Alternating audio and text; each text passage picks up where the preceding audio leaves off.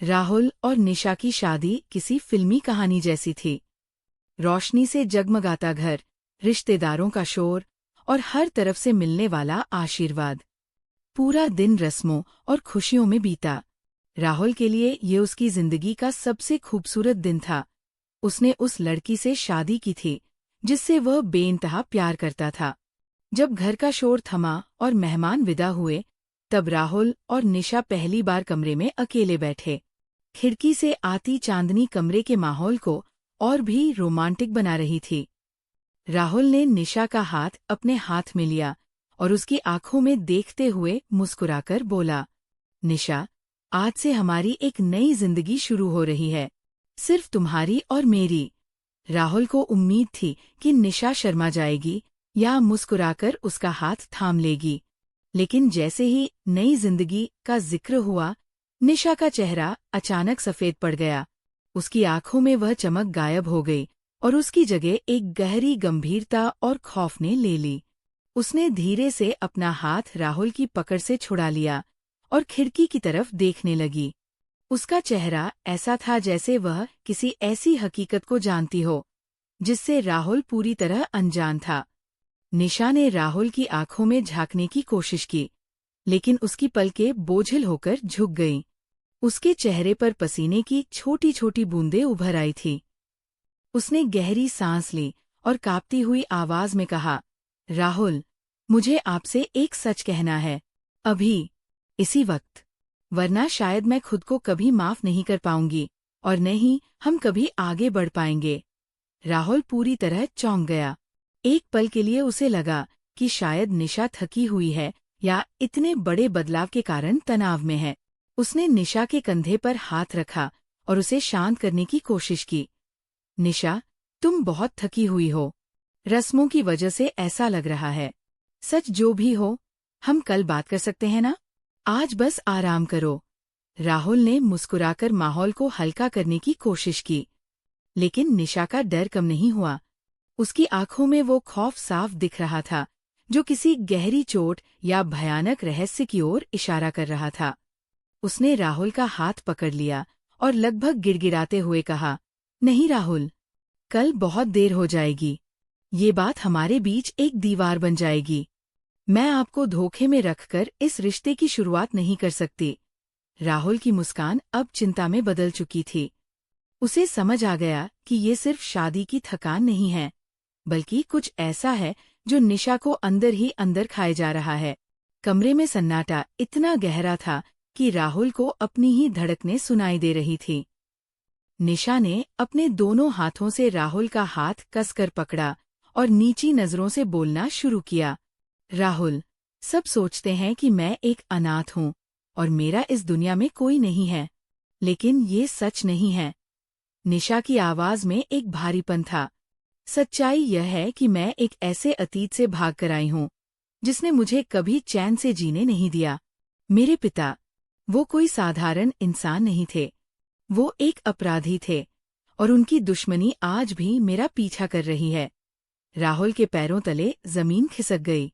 उसने कभी सपने में भी नहीं सोचा था कि शांत और मासूम दिखने वाली निशा के पीछे इतना खौफनाक बैकग्राउंड होगा। निशा आगे बोली, मैंने नाम बदला, शहर बदला, ताकि एक नई और सुरक्षित जिंदगी जी सकूं। लेकिन कल शाम शादी के मंडप में मैंने उस इंसान को देखा था जो मेरे पिता का कट्टर दुश्मन था। राहुल, उन्हें पता चल गया है कि मैं कहाँ हूँ। राहुल को समझ नहीं आ रहा था कि वह क्या कहे। एक तरफ उसे लगा कि निशा ने उसे अंधेरे में रखा और दूसरी तरफ उसकी आंखों का खौफ बता रहा था कि वह कितनी बेबस है। कमरे की खिड़की के बाहर किसी साए के हिलने की आहट हुई और निशा अचानक कांप उठी। निशा की आवाज में एक ऐसी बेबसी थी जिसे सुनकर राहुल का दिल बैठ गया।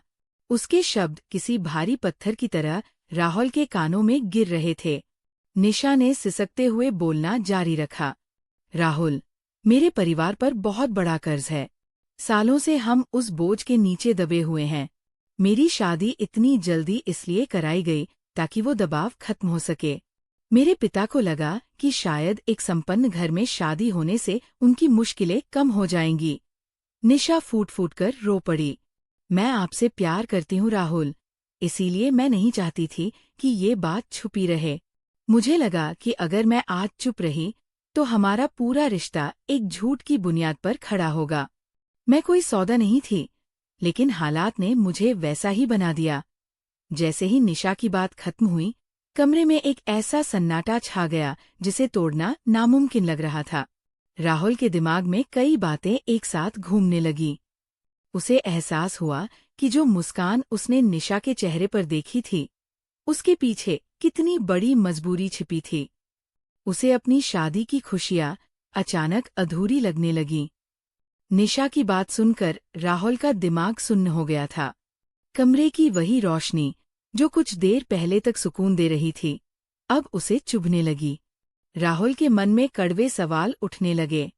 क्या ये सब एक नाटक था? क्या निशा के परिवार ने मुझे सिर्फ एक बैंक अकाउंट समझा? क्या निशा की मुस्कुराहटें कर्ज चुकाने की एक किश्त मात्र थी? उसे महसूस हुआ कि उसे एक मोहरे की तरह इस्तेमाल किया गया है। गुस्से और दुख के बीच झूलते हुए उसने निशा की तरफ देखा, जो सर झुकाए अपनी नियति का इंतजार कर रही थी। निशा ने राहुल की आंखों में उठते तूफान को भांप लिया। उसने कांपते हाथों से राहुल का हाथ छूने की कोशिश की और कहा, राहुल, अगर मैं चाहती तो भाग सकती थी, या पूरी जिंदगी इस राज को छुपाए रख सकती थी। आप कभी जान भी नहीं पाते, लेकिन मैं आपके साथ एक झूठ की बुनियाद पर जिंदगी शुरू नहीं करना चाहती थी। कर्ज मेरा बोझ हो सकता है, पर आप मेरी जिंदगी है। निशा की इस बेबाक ईमानदारी ने राहुल के गुस्से की आग पर पानी डाल दिया। उसे एहसास हुआ कि निशा ने खुद को उसके सामने पूरी तरह असुरक्षित कर दिया था। उसने सच बोलकर खुद को राहुल के रहमो करम पर छोड़ दिया था। राहुल के उस एक फैसले ने न केवल निशा का दिल जीत लिया, बल्कि उस घर की नींव को भी पत्थर जैसा मजबूत कर दिया। अगली सुबह जब सूरज की पहली किरण कमरे में आई, तो वो अपने साथ एक नई उम्मीद और साफ नियत लेकर आई थी। राहुल और निशा ने मिलकर योजना बनाई। राहुल ने अपनी जमा पूंजी से निशा के पिता के कर्ज का एक हिस्सा चुकाया और बाकी के लिए बैंक से आसान किस्तों पर लोन लेने में उनकी मदद की। निशा ने भी घर पर बैठकर फ्रीलांसिंग शुरू की, ताकि वह इस जिम्मेदारी में राहुल का हाथ बटा सके। अब वे सिर्फ एक पति पत्नी नहीं, बल्कि एक टीम बन चुके थे। कुछ महीनों बाद, जब कर्ज का आखिरी हिस्सा चुकाया गया, तो निशा के पिता की आंखों में पश्चाताप और सम्मान के आंसू थे। उन्होंने राहुल का हाथ थामकर कहा, बेटा, मैंने अपनी बेटी का हाथ एक अच्छे घर में नहीं, बल्कि एक नेक इंसान के हाथ में दिया है। निशा अब बिना किसी डर के मुस्कुराती थी। उसे एहसास हुआ कि सच का बोझ उठाना मुश्किल जरूर है, लेकिन वह झूठ के साथ जीने की घुटन से कहीं बेहतर है। अगर आपको ये कहानी पसंद आए तो प्लीज़ मेरे चैनल को लाइक करें, शेयर करें और सब्सक्राइब करना ना भूलें। धन्यवाद।